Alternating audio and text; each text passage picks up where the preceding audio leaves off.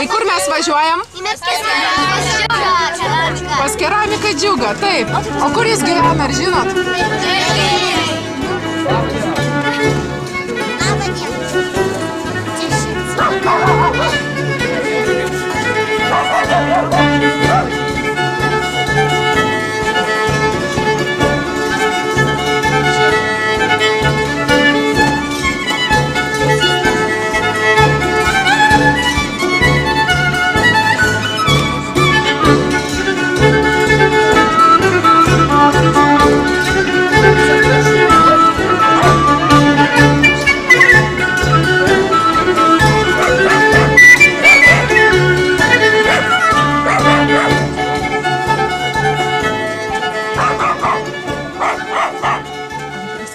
Pas ką?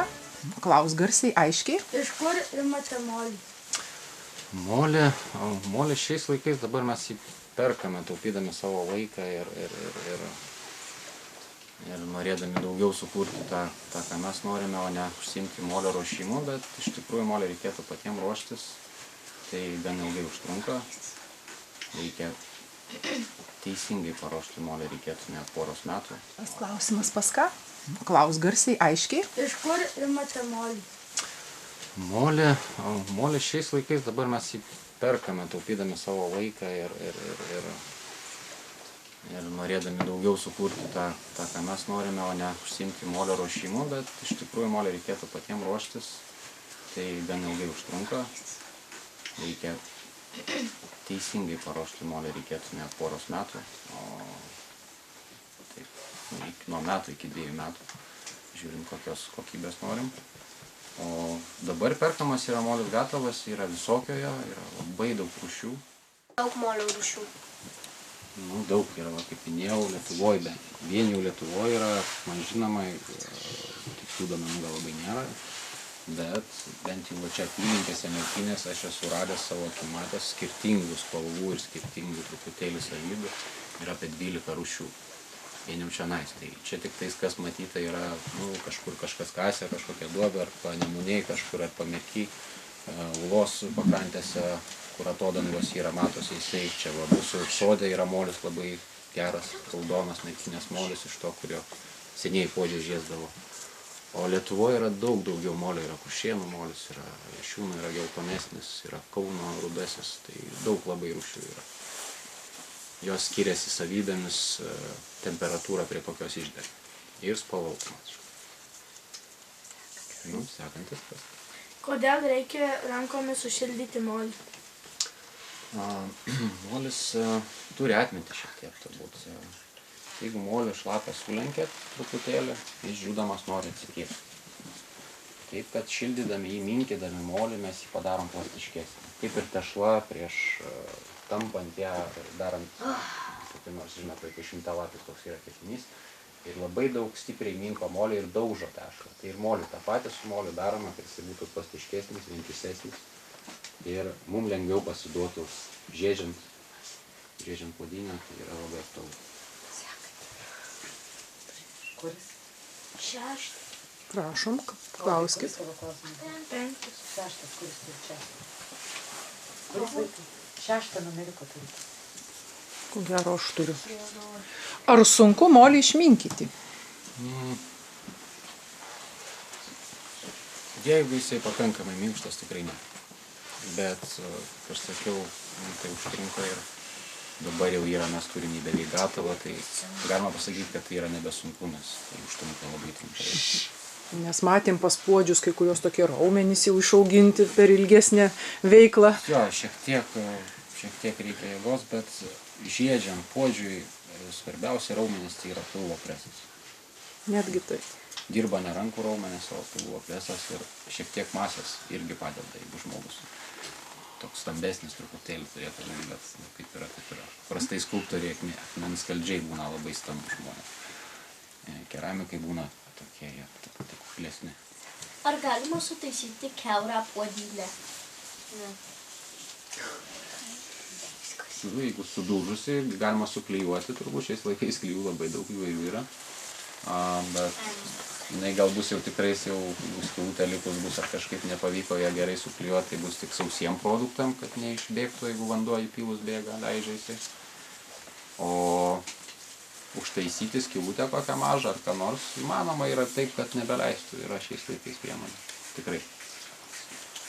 Jeigu keramikas gali net ir antrą kartą perdegti, užglazūruoti ir užsilydys ir, prasme, teisingai ją užtvarkyti. Bet ar tas, nebent labai brangus tas daiktas yra ir atminimas yra, jis yra labai senas, vertingas labai yra, tai galima tą daryti. Jeigu jis yra paprastas, žinot, puodelis, kurių yra šimtai tokių, jie nieko nėra ypatingi, gal tik tais, kad vietovė gal ypatinga, kurie daryti, bet jos galima lengvai padaryti tokį pat ir jie nesiskirs, tai gal ir neverta tą daryti. Kultūrinį sluoksnį galima padidinti. Archeologams darbo. Ne. Viskas, baigėsi klausimai? Ne, už ką vaikai, čia kažkurie klausimai labai sunkus yra, nes jos labai ilgai reikia atsakinėti.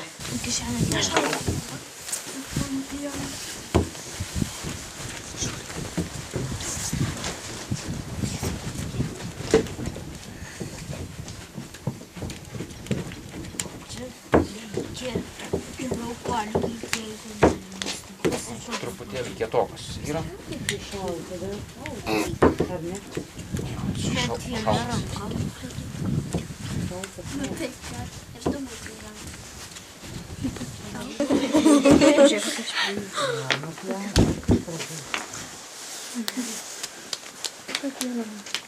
Taip, kad jis nebejudėtų.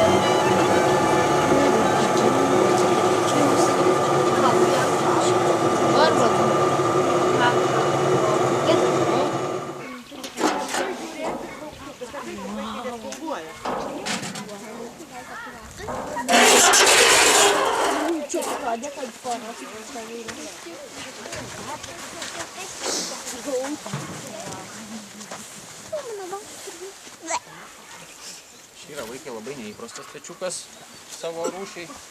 Čia yra daug keramikos krosnis, bet neįprasta yra tuom, kad jin yra virš žemės. Ar matot replės kaip didžiulė? Su tom replėm imam darbą, jis yra raudonas, toks balkšvas net, apie 1000 laipsnių. Ir merkiam ir auga. Ištraukus išrauga, jis iškart dega, iškart juoduoja, tamsėja, atsiranda raštai, dar sykį merkiama įvairiai, galima daryti, ką norime išgauti. Ir tada yra staigiai užfiksuojama į vandenį šaltą, kad jisai nebeužtamsėtų arba nedingtų raštai, o pasidarys juodas visiškai, negražus, ta prasme, gal kas nori taip, bet čia jau kaip koks, kas merkia savo darbą.